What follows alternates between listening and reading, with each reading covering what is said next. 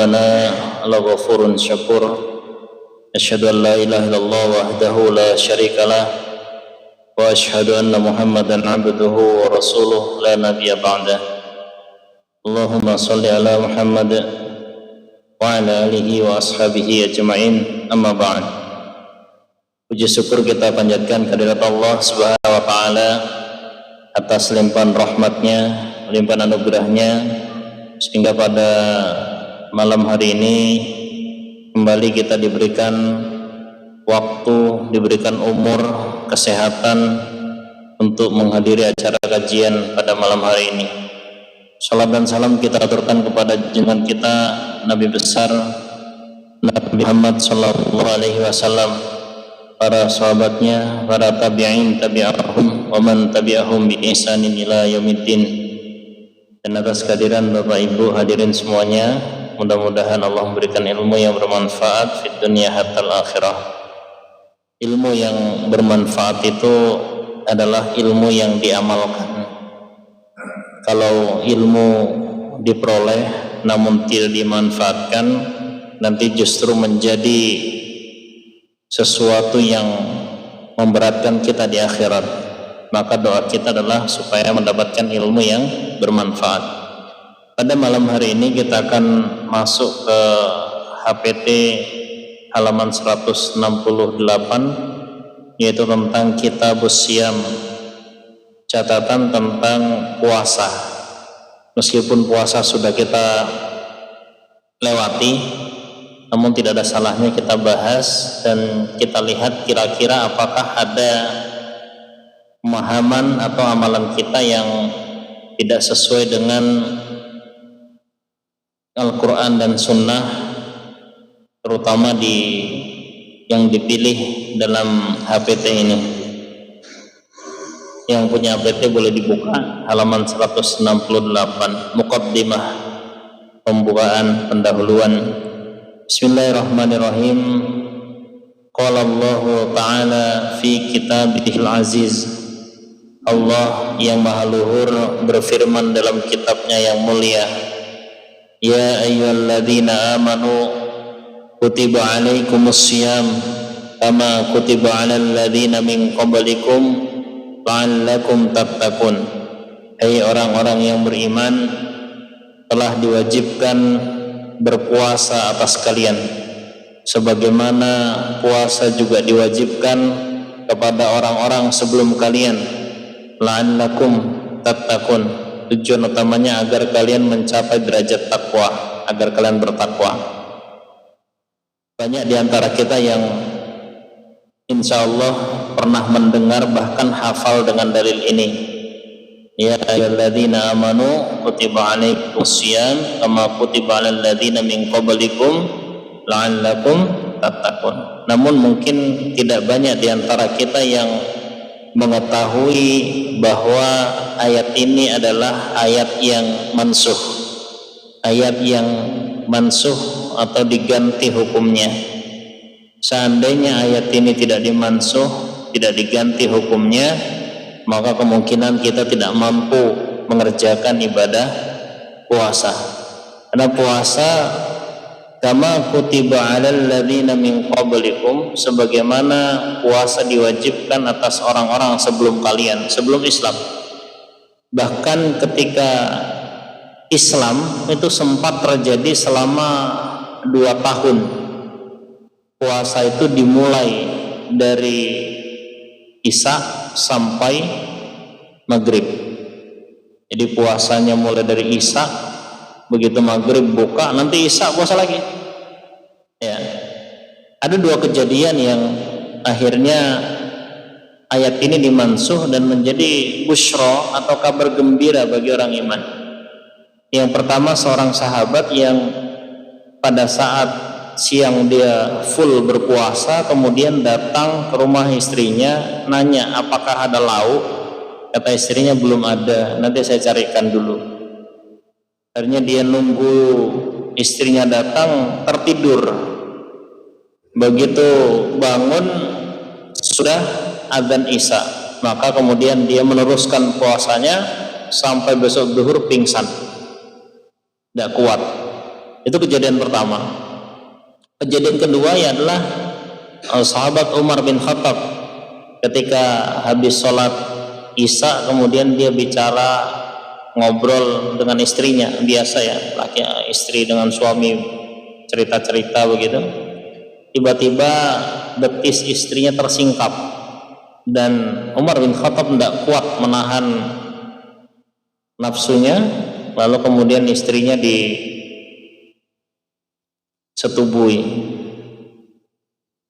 terus dia puasa, padahal menjima istri itu menyebabkan puasa batal, tapi dia diam saja sampai Allah menyindir dalam Al-Quran, alimallahu annakum kuntum takhtanuna anfusakum fataba alaikum wa fa'ankum. Allah tahu bahwa kalian itu mengkhianati dirimu sendiri, tahu kalau itu membatalkan puasa apa enggak puasa ya. Wal ana fal ana basyiruhunna, kalau sekarang silakan keloni, wabtagu ma kataballahu lakum, dan carilah apa yang ditulis oleh Allah, yaitu anak. Wa kulu washrabu hatta yatabayyana lakumul khaytul abyadu minal khaytil aswadi minal fajr, sampai jelas, makanlah dan minumlah sampai jelas perbedaan benang putih dan benang merah atau benang hitam.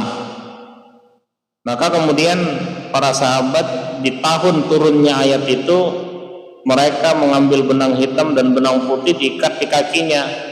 Pokok selama belum jelas kelihatannya makan, dan dulu tidak ada cahaya lampu. Jadi makan terus sampai pagi makan, terus lapor kepada Nabi. Akhirnya tahun berikutnya turun ayat satu kata, minal fajr.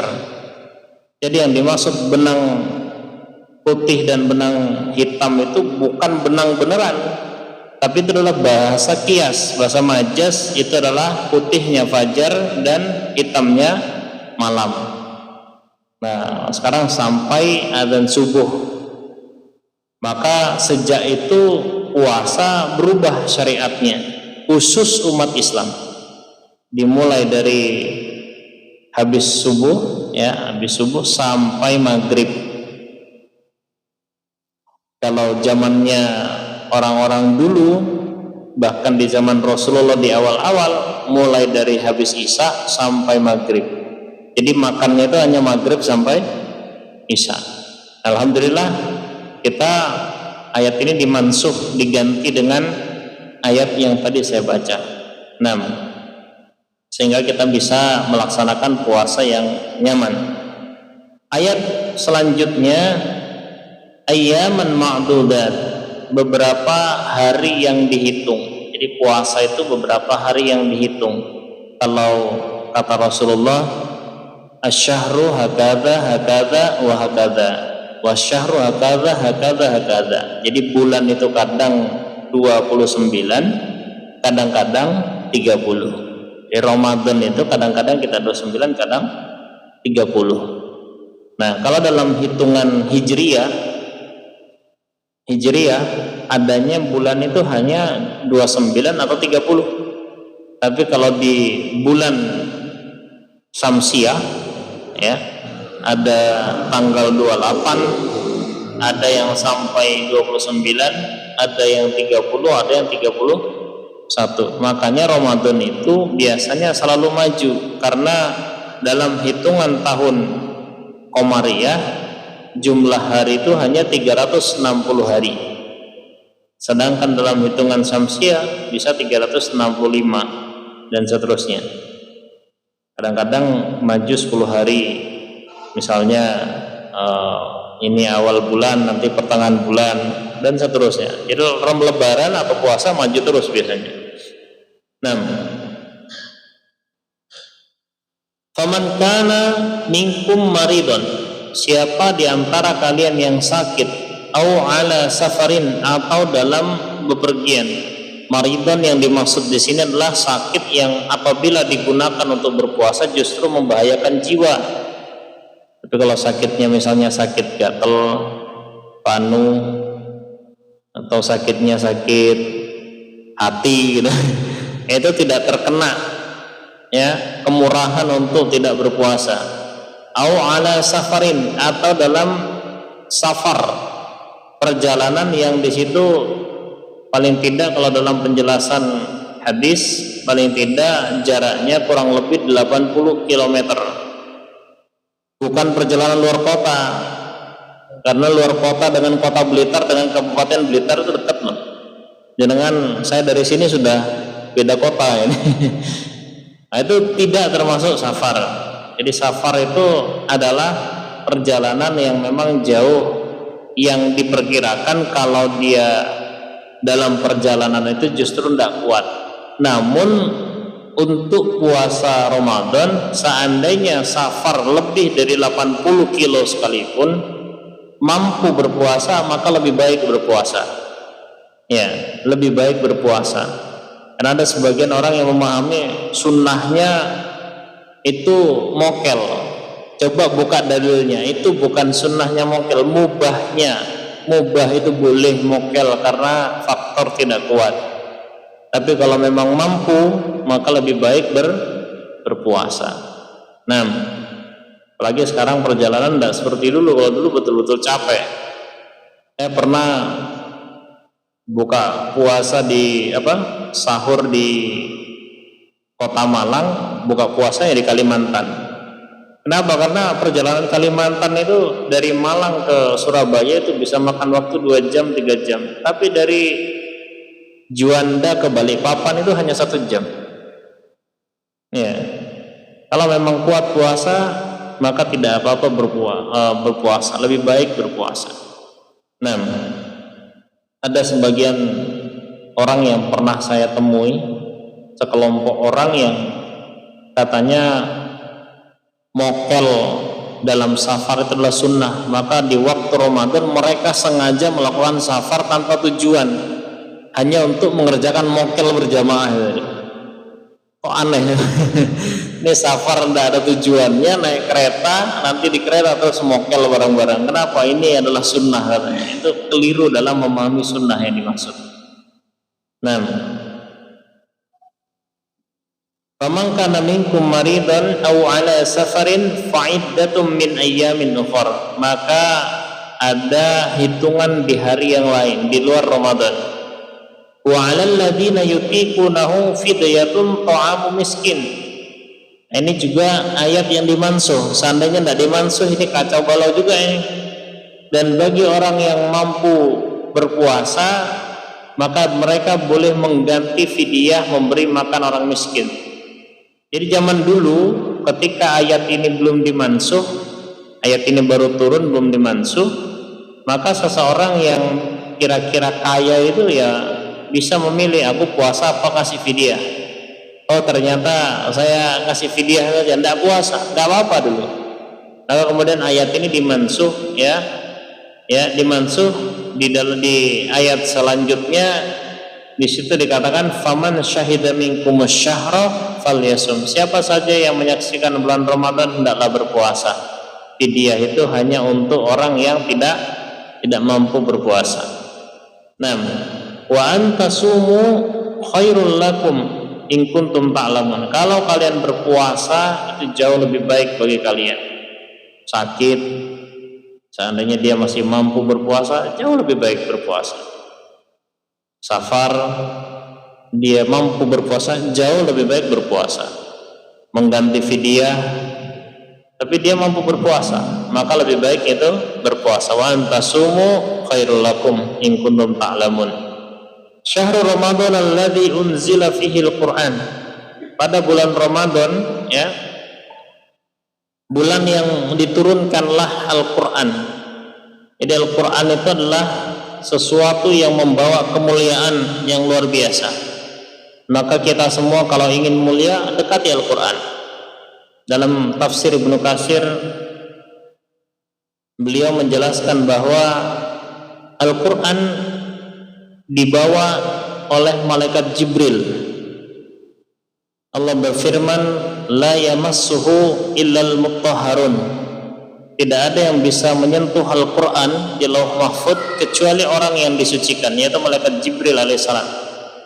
Jadi tidak ada malaikat sekalipun yang bisa menyentuh Al-Quran, hanya malaikat Jibril yang mampu menyentuh Al-Quran. Maka malaikat Jibril menjadi malaikat yang paling mulia. Al-Quran diturunkan kepada Nabi Muhammad Sallallahu Alaihi Wasallam, maka Nabi Muhammad menjadi Nabi yang paling mulia. Al-Quran diturunkan ke kota Mekah dan Madinah, sehingga ayat-ayat Al-Quran disebut ada ayat Makkiyah, ada ayat Madiniyah. Maka Mekah dan Madinah menjadi kota yang paling mulia. Al-Quran diturunkan di bulan Ramadan, maka Ramadan menjadi bulan yang paling mulia. Al-Quran diturunkan di malam Qadar. Inna anzalnahu fi lailatul qadar. Maka malam Qadar adalah malam yang paling mulia. Al-Quran diturunkan dalam bahasa Arab, maka bahasa Arab menjadi bahasa yang paling mulia. Maka Rasulullah mengatakan, khairukum man ta'allamal Qur'ana wa 'allamah. Sebaik-baiknya kalian adalah orang yang mau belajar dan mengajarkan Al-Quran. Jadi kalau ingin kemuliaan, perbanyak belajar Al-Quran. Nah, syahrul Ramadan alladzi unzila fihi al-Qur'anu hudal linnas wa bayyinatin minal huda wal furqan. Al-Quran diturunkan menjadi petunjuk bagi manusia dan keterangan dari petunjuk. Ini kalau dalam ilmu usul tafsir, kita boleh menafsirkan Al-Quran itu dengan Quran. Jadi Quran itu ayatnya saling menjelaskan. Kalau tidak ada dalam Quran, maka boleh dijelaskan dengan athar, hadis. Kalau di dalam athar, hadis tidak ada, maka di situ dari penjelasan para sahabat dan tabi'in. Kalau tidak ada di situ, baru kita menggunakan yang namanya bahasa, lughah. Itu dibalik. Jadi athar didahulukan daripada lughah. Nah, kalau panjenengan tahu bahwa lughah itu, bahasa itu, terjemah itu yang ada di Indonesia atau di daerah mana saja, itu adalah lughah, translate bahasa yang tidak mewakili isi Al-Quran sesungguhnya. Makanya pemahaman kita kalau berdasarkan athar dari para sahabat, ya, para tafsir, mufassir, itu sangat berbeda dengan kita hanya baca terjemah. Contoh ayatnya, wa ma khalaqtul jinna wal insa illa liya'budun. Secara lughah tidak kuciptakan jin dan manusia kecuali untuk beribadah. Karena abada ya'budu ibadatan, ya'budu beribadah. Itu pas secara bahasa. Tapi kalau kita melihat tafsir Ibnu Abbas mengatakan liya'budun ay liwahidun. Bukan hanya menyembah, tapi adalah mentauhidkanku, kata Ibnu Abbas. Itu athar namanya. Karena tidak semua orang yang beribadah bisa mentauhidkan Allah. Terbukti saat ini banyak umat Islam yang dia Islam, dia menyembah Allah, namun juga tidak meninggalkan penyembahannya kepada Tuhan-Tuhan selain Allah. Nah, maka dikatakan ini adalah usul tafsir. Al-Quran diterangkan dengan dirinya sendiri. Faman syahida minkum asyahra falyasum. Siapa saja yang menyaksikan bulan puasa, ya, maka hendaklah dia berpuasa. Waman kana minkum maridun aw ala safarin fa iddatun min ayyamin ukhra. Siapa saja yang sakit atau dalam bepergian safar, maka boleh mengganti di hari yang lain. Itu semua yuridullahu bikumul yusra wala yuridu bikumul usra. Allah menghendaki kemudahan pada kalian dan tidak menghendaki kesulitan. Orang yang kesulitan dalam beragama biasanya karena dia memberatkan dirinya sendiri. Walitukmilul iddata walitukabbirullaha ala ma hadakum wa la'allakum tashkurun. Dan agar kalian menyempurnakan hitungan itu dan bertakbir kepada Allah atas apa yang ditunjukkan pada kalian agar kalian bersyukur. Ini prakteknya adalah takbiran. Nah, takbiran sudah kita jelaskan kemarin sejarah tentang kenapa muncul takbiran itu. Wa idza sa'alaka ibadi anni fa inni qaribun. Ketika hambaku bertanya kepadaku, ya, bertanya tentangku, maka sesungguhnya aku sangat dekat. Jadi Allah itu sangat dekat dengan kita. Ujibu da'watad da'i idza da'an. Maka aku akan mengabulkan doanya orang-orang yang berdoa selama dia berdoa kepadaku, ketika dia berdoa kepadaku. Nah, Allah mengabulkan doa itu dengan 3 cara. Ada yang langsung dikabulkan sesuai dengan permintaan kita, ada yang diganti, ada yang ditunda, ditunggu waktu yang tepat, ya. Ya, tapi kalau kita berdoa pada Allah pasti dikabulkan. Falyastajibu li wal yu'minu bi la'allahum yarsudun. Hendaklah mereka mengabulkan, ya, mengabulkan artinya mengikuti Allah, mengikuti perintahnya dan beriman kepadaku agar mereka mendapatkan petunjuk. La'allahum yarsudun. Nah, mansuh ayat yang tadi adalah uhillalakum lailatas siyamir rafathu ila nisaikum. Telah dihalalkan di malam puasa rafas. Rafas itu menjima istri. Rafathu ila nisaikum. Karena hunna libasul lakum wa antul libasul lahunna. Mereka adalah pakaian bagi kalian dan kalian adalah pakaian bagi mereka. Alimallahu annakum kuntum takhtanuna anfusakum. Allah tahu sesungguhnya kalian mengkhianati diri kalian. Itu tadi habis menjima terus puasa. Fataba alaikum wa afa ankum. Maka Allah memaafkan, menerima taubat kalian dan memaafkan kalian. Fal ana, maka mulai dari sekarang basyiruhunna. Silakan kamu mubasyarah. Kalau bahasa Jawanya kelon, ya. Kelonilah mereka wanita. Wabtagu ma kataballahu lakum, dan carilah apa yang ditulis Allah bagi kalian. Wa kulu washrabu hatta yatabayyana lakumul khaytul abyad minal khaytil aswadi minal fajr. Lalu makanlah dan minumlah sampai jelas bagi kalian benang yang putih dan benang yang hitam, yaitu fajar. Tsumma atimmus syiyam, lalu sempurnakanlah puasa ilal lail, sampai malam, yaitu sampai maghrib.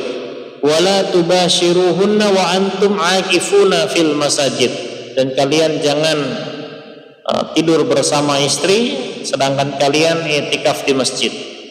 Tilka hududullah fala taqrabuha, itu adalah aturan Allah, maka jangan kamu dekat-dekati.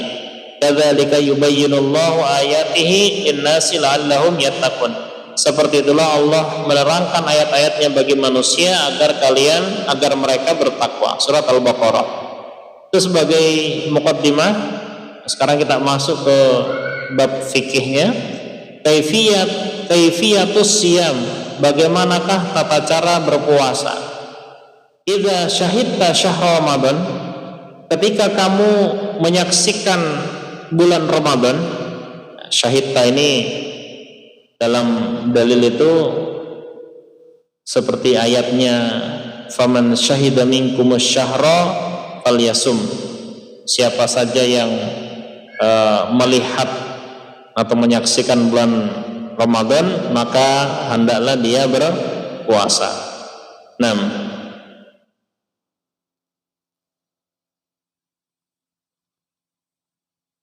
Kemudian biru'yatil hilal, dengan melihat hilal sesuai dengan dalilnya di hadis Abi Hurairah radhiyallahu anhu qala Rasulullah sallallahu alaihi wasallam sumu liru'yati, berpuasalah kalian karena melihat bulan. Wa aftiru liru'yati, dan mokellah kalian karena melihat bulan. Fa in rumiya alaikum, jika dimendungkan atas kalian, fa'akmilul iddata Sya'ban, maka sempurnakanlah hitungan bulan Sya'ban 30 hari. Rawahu Bukhari wa Muslim. Hadis muttafaqun alaih. Bapak Ibu sekalian, Ini yang sering jadi hujah ya bagi teman-teman kita kadang-kadang untuk menghujat Muhammadiyah. Kadang-kadang. Jadi dalilnya jelas ya, dalil jelas. Sumu li ru'yatih. Berpuasalah kamu karena melihat bulan. Lalu kemudian ada sebagian mereka yang mengatakan, nah, dalilnya jelas, teksnya jelas, karena melihat bulan, bukan menghitung. Maka yang benar itu untuk melihat hilal, bukan menghitung hilal. Nah, ini perlu kita pahami bahwa memang di dalam memahami sebuah dalil, kadang-kadang ada dalil yang dipahami dengan tekstual, ada dalil yang dipahami dengan kontekstual, dan dua-duanya ini sebenarnya boleh. Ini ikhtilaf, boleh. Kalau sudah berbicara ikhtilaf, maka kita boleh memilih salah satu tanpa menyalahkan yang lain. Saya pernah diskusi dengan beberapa orang tentang kenapa Muhammadiyah kemudian tidak mau ru'yatul hilal, dia hanya hisab saja. Waktu itu saya katakan bahwa dalilnya jelas, faman syahida minkumus syahra falyasum. Siapa saja yang menyaksikan bulan itu maka hendaklah puasa. Ayatnya begitu. Dalilnya menyatakan sumu li ru'yati, puasalah karena melihat bulan. Nah, itu kan jelas dalilnya. Iya, jelas. Tapi kita harus mengartikan secara tekstual dan kontekstual. Sekarang kalau kita artikan dia secara tekstual saja, lihat dengan mata, saya tanya dulu, apakah di zaman Rasulullah melihat itu pakai teropong atau pakai mata telanjang? Yo, mata telanjang. Oke. Berarti pakai alat itu, iya. Apa bedanya kalau saya kemudian pakai alat hitung? Jangan pakai alat teropong, saya pakai alat hitung. Bedanya apa? Sama-sama melihat, yang satu melihat dengan alat, yang satu melihat dengan alat. Satunya melihat dengan alat untuk melihat bulan, satunya melihat dengan alat ilmu untuk menghitung posisi bulan. Terus itu yang pertama. Yang kedua, ibadah puasa dengan sholat tinggi mana derajatnya? Ya tinggi sholat. Oke. Tidak satupun hadis menyatakan sholatlah kamu dengan melihat kalender itu. Kalau kita lihat di hadis-hadis fikih, semua hadis menjelaskan sholat duhur itu ketika matahari tergelincir, asar itu ketika bayangan ini sama dengan bendanya, maghrib itu ketika matahari sudah terbenam, isya itu ketika mega merah sudah hilang, subuh itu ketika fajar sudah terbit. Sekarang adakah satu orang saja yang kira-kira sholat masih melihat itu? Ya tapi kan itu sholat lah, iya. Itu kan logika yang dasar itu. Kalau sholat saja boleh ditentukan dengan hisab, kenapa ini tidak boleh? Ya, logika dasar. Saya tidak menyalahkan, karena kalau kita baca di kutubus sittah, ada satu kejadian yang Nabi dan para sahabat itu ketika melihat matahari lama gitu, ini sudah tidak ada matahari, berarti sudah maghrib, mereka makan, buka puasa. Tapi pada akhirnya ketika setelah makan itu ternyata matahari muncul kembali, ternyata tadi itu cuma mendung. Hanya mereka satu kota batal puasanya. Sekarang meskipun sepanjang hari tidak ada matahari, jenengan kalau melihat jam 12 insya Allah tidak batal ya, tidak mungkin batal. Kenapa? Karena ada teknologi. Jadi teknologi itu sebenarnya membantu kita, dan itu diperbolehkan oleh Allah, diizinkan oleh Allah untuk berijtihad ketika kita menemukan sesuatu yang betul-betul mendukung. Dan saya tidak menyalahkan kalau kamu memandang bahwa ini harus liru'yatih, karena untuk melihat, yang kamu tafsirkan berarti tekstual bahwa melihat itu dengan mata. Kalau saya lebih cenderung melihat itu dengan ilmu, karena sekarang mata bisa kalah dengan ilmu. Pandangan mata kalah dengan ilmu. Bahkan kamu untuk melihat bulan kamu butuh tambahan ilmu, yaitu teropong tadi, itu pakai alat juga. Jadi dalam hal ini ketika kita terjadi ikhtilaf, perbedaan, ya sudah, silahkan kamu pakai itu, saya pakai ini, tidak ada masalah. Bahkan untuk meyakinkan itu kadang-kadang saya ikut sana ikut sini kadang-kadang, supaya saya tidak menyalahkan orang yang menggunakan hisab, juga tidak menyalahkan orang yang menggunakan ru'yah, karena memang dua-duanya ada dasarnya sesuai dengan tekstual dan kontekstual. Nah, ini cara panjenengan untuk berdalil ketika ada orang yang menyoroti, karena kadang-kadang kita itu disoroti di mana-mana, bahkan di sekolah itu kadang-kadang ada anak-anak yang nyeletuk ke temannya, awak muti Islam menapa Muhammadiyah sih. Jadi Muhammadiyah itu gitu Islam dah. Awak Islam apa Muhammadiyah? Pertanyaannya gitu. Seperti teman saya di Madura itu. Ya, di Madura itu 95% Islam, yang 5% Muhammadiyah loh. Berarti Muhammadiyah tidak dianggap Islam apa ya? Kalau kita berusaha Islam itu betul-betul kita lihat dari sudut pandang ilmu. Nah, itu yang tentang dalil berpuasalah ketika kamu melihat. Ada yang melihat dengan ru'ya dengan mata, ada yang melihat ru'ya dengan ilmu. Dan sekarang ini Bapak Ibu sekalian, bahkan gerhana bulan, gerhana matahari itu bisa ditentukan sampai detiknya pun kita udah diberitahu ini detiknya gini. Itu karena ada ilmunya, Nah, au ashadati adlin, atau dengan persaksian satu orang yang adil. Nah, ini pernah terjadi. Saya pernah baca riwayat kenapa Muhammadiyah itu kemudian berani berbeda, karena waktu itu sebenarnya ketika terjadi sidang isbat, ya, ada satu orang atau dua orang yang sudah menyaksikan hilal, tapi yang lain tidak menyaksikan. Maka kemudian diambil, ya udahlah, karena ini umumnya belum, maka kita ambil umumnya. Nah, padahal kalau melihat hadis, satu orang saja yang adil, yang baik, ketika dia sudah menyaksikan hilal, berarti maka itu sudah cukup sebagai bahan persaksian untuk seluruh negeri. Satu orang saja. Zaman Rasulullah itu ada orang datang, ya Rasulullah saya sudah melihat Ramadan, berarti itu sudah puasa. Nah, au bistikmali Sya'ban 30 yauman in humma, atau dengan menyempurnakan bulan Sya'ban 30 hari jika mendung, ya, jika mendung.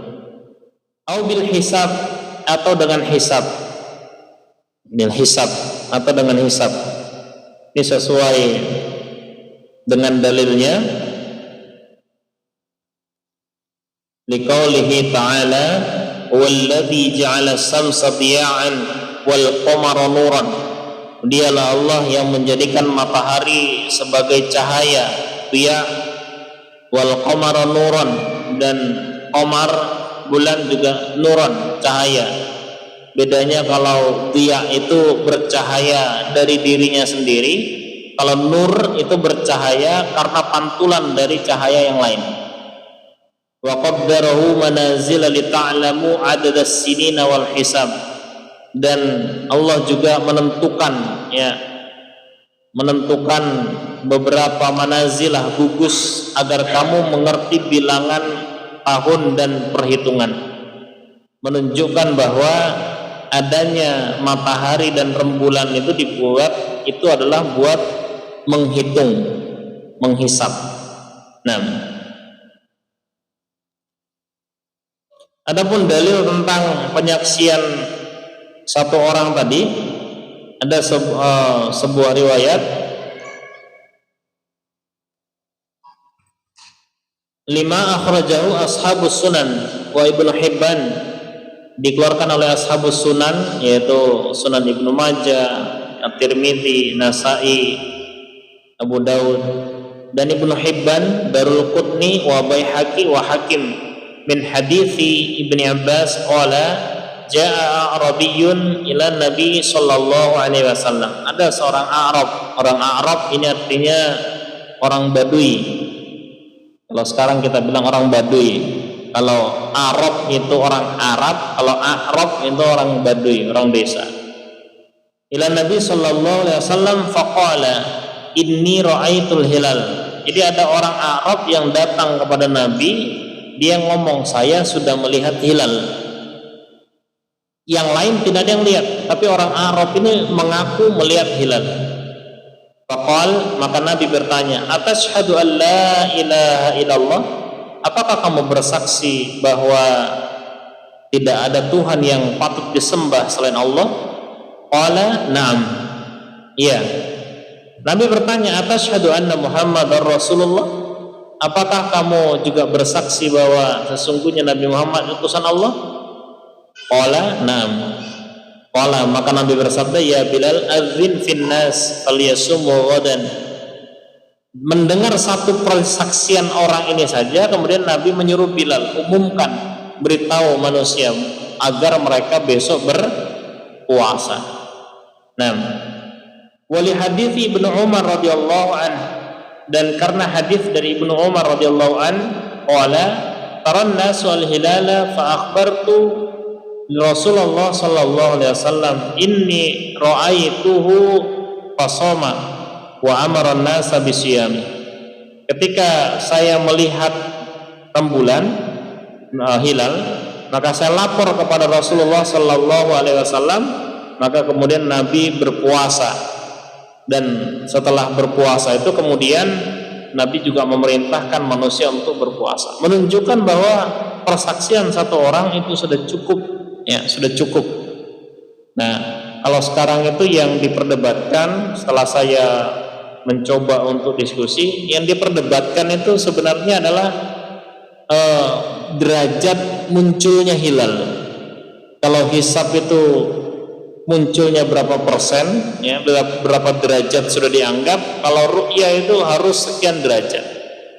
Nah, kembali lagi itu adalah waktu perbedaan yang ikhtilaf, perbedaan ijtihadiyah yang tidak boleh saling menyalahkan. Ya, silakan beramal sesuai dengan keyakinannya. Maka dari hal seperti ini perlu kita ketahui bahwa hadis yang menyatakan carilah Lailatul Qadar di malam-malam ganjil itu harus kita artikan secara kontekstual, melihat seluruh dalil yang ada. Nanti jenengan cari hanya malam-malam ganjil versi Muhammadiyah misalnya, padahal versi misalnya yang ru'yah itu kadang-kadang kan belakangan. Kita 27 dia masih 26, kita 28 dia 27. Nah, padahal tidak ada orang yang mendapatkan WA atau SMS dari Allah kalau 27 yang diakui malam tidak ada. Dari menentukan hilalnya itu saja kita tidak bisa menentukan mana malam ganjil, mana malam genap. Yang kedua, kalau dalam hadis-hadis yang sahih, ada hadis itu Nabi menghitung langsung menyebut malam 21. Langsung dihitung malam 21, malam 23, ada yang malam 27. Tapi hadis yang lain yang tidak kalah sahih menyatakan Nabi itu menghitungnya dari belakang. Carilah di 3 malam yang tersisa, 9 malam yang tersisa. Nah, ketika dikatakan 9 malam yang tersisa, di kepala kita mungkin berarti 30 dikurang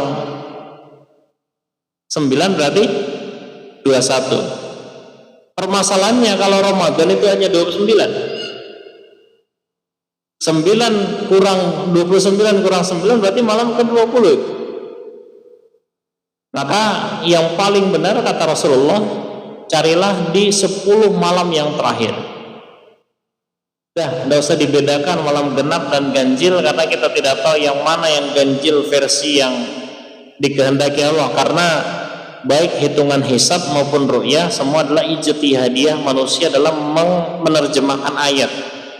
Jadi kita fullkan masjidnya di sini, di fullkan misalnya malam 21 sampai malam 30. Nah,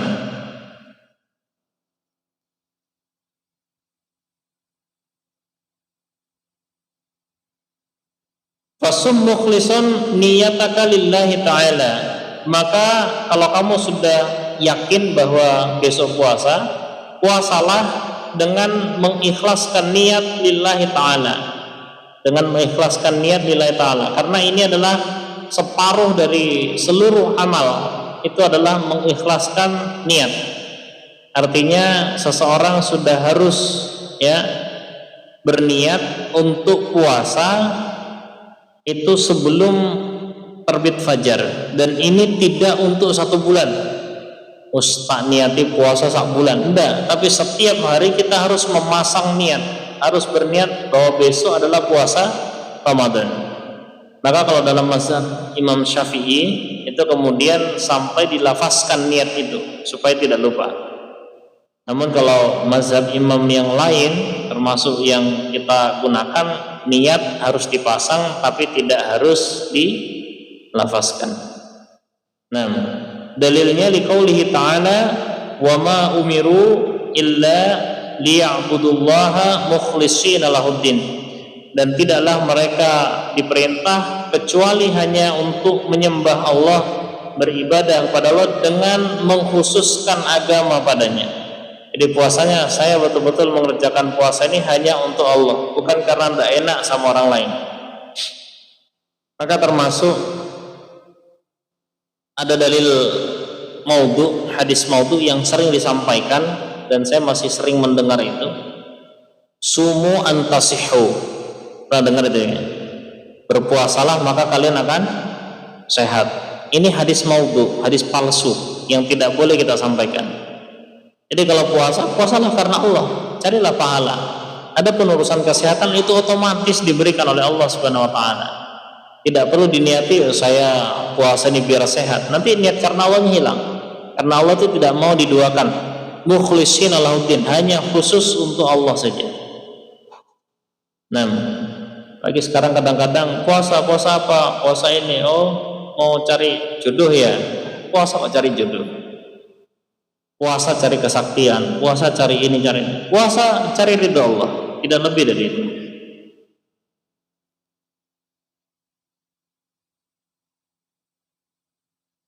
Wa ajmi siyam qabla al-fajr, dan berniatlah puasa sebelum fajar. Ini khusus puasa Ramadan. Adapun kalau puasa sunnah, misalnya pagi-pagi kita belum makan, kemudian aku tak pengen puasa, maka boleh niatnya pada saat itu juga. Nah, li hadithi Ibnu Umar an Hafsah an Nabi sallallahu alaihi wasallam annahu qala man lam yujmi' as-siyam qabla al-fajr fala siyamalah. Siapa saja, kata Rasulullah, yang tidak berniat puasa sebelum fajar tiap hari ini, maka tidak ada puasa baginya, tidak ada dapat pahala puasa. Jadi niat puasa itu harus. Nah, salah satu penjelasan ulama, termasuk ketika kita bangun sahur itu berarti sudah termasuk bagian dari niat puasa. Karena ketika kita sahur, tidak mungkin kita tidak niat puasa. Makan apa nih sahur? Buat apa? Ya pengen-pengenan kan, tidak mungkin. Karena besok ingin puasa, itu sudah termasuk bagian dari niat. Rawahu al-khamsah. Nah, ketika misalnya orang itu pulang tarawih capek ya, kemudian dia tidur kok kepagian dan tidak ada niat puasa sebelum tidur itu, maka puasanya tidak sah. Tidak sah. Jadi niat puasa, kalau puasa wajib itu harus diniatkan sebelum fajar. Tapi kalau puasa sunnah boleh. habisnya. Jazakumullah khairan. Mungkin sebelum ditutup ada yang mau bertanya atau mau menambahkan, dipersilakan.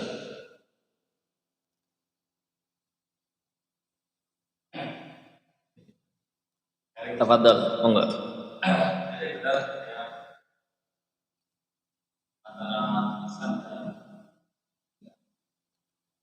Saya memang mengikuti dari kita cara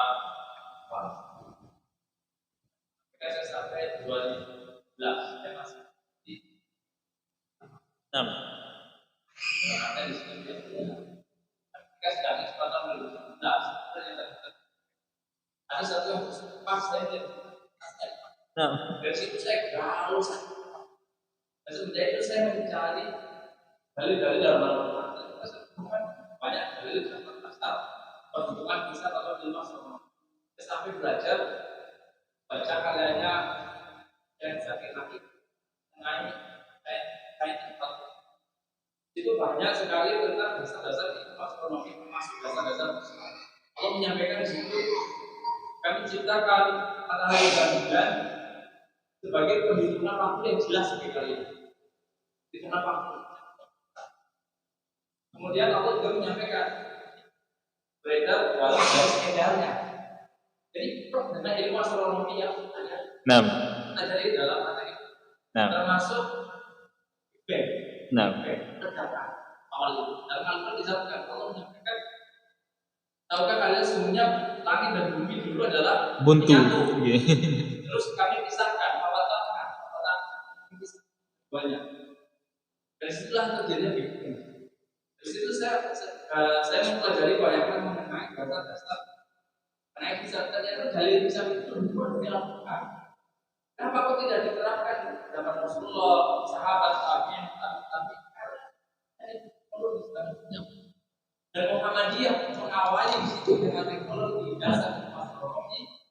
Gunakanlah ilmu astronomi sebagai perhitungan yang maka di situ saya mutlak gunakan bukan ilmu gaib, bukan syariat gaib, bukan ilmu yang bisa dihitung dengan akal kita yang diberikan Allah. Allah berikan akal kepada kita. Salah satunya adalah astronomi. Maka sejak itu saya mutlak karena banyak sekali dari mengenai peredaran langit dan bumi, alam tidak mengisahkan secara dan yang kedua juga beberapa kali kemarin saya juga tanya di sini. Kalau kemarin saya juga tanya sama hobi pertama besok Ramadan. Jadi ketua atau kepala astronomi tablik ini adalah apa? Namanya jadi panggil ke kakak, disuruh paling apa? Sudah melihat itu sudah. Jadi dengan Muhammadiyah. Jadi bedanya dengan Indonesia yang menemukan itu apa-apa. Kalau Saudi yang menemukan itu ahli astronomi gitu. Jadi berbeda pokoknya. Gitu. Dari situ akhirnya mengajarkan saya bahwa kita menggunakan sama dengan saya sempat galau sampai 2020 malah. Saya 2020 itu galau, pada akhirnya saya harus merenung 1 hari 1 malam. Saya tidak kemana-mana, saya tidak butuh diskusi karena diskusi itu sudah ada semua. Saya butuh merenung. Lalu kemudian Allah memberikan ilham. Ketika Saudi sekarang itu hari ini kita itu kan 4 jam lebih dulu daripada Saudi. Nah, ketika hari Jumat kita jam 6, Saudi masih jam 2. Nanti ketika kita sudah jam 11, Saudi masih jam 8 itu. Apakah kita nunggu Jumatan Saudi duluan? Kalau begitu kita Jumatannya besok hari Sabtu berarti. Itu salah satu ilham yang akhirnya saya juga meyakini bahwa ini yang saya anggap paling mendekati kebenaran adalah yang hisab. Meskipun kembali kepada aturan fikih yang moderat, bahwa ketika kita meyakini sesuatu dan itu ikhtilaf, maka kita tidak boleh menyalahkan yang berbeda. Tapi kalau saya pribadi ya itu tadi, ini ilmu yang harus kita terima karena memang ada buktinya. Sekarang orang bisa menerima waktu sholat dengan jam kenapa tidak bisa menerima waktu puasa dengan jam itu juga, dan gitu nih ya. Mudah-mudahan Allah menetapkan dalam hidayah. Ada lagi yang lain mungkin? Cukup nih? Jazakumullah khairan, banyak keluran, mohon maaf yang sebesar-besarnya. Akhirul qali hadza. Assalamualaikum warahmatullahi wabarakatuh.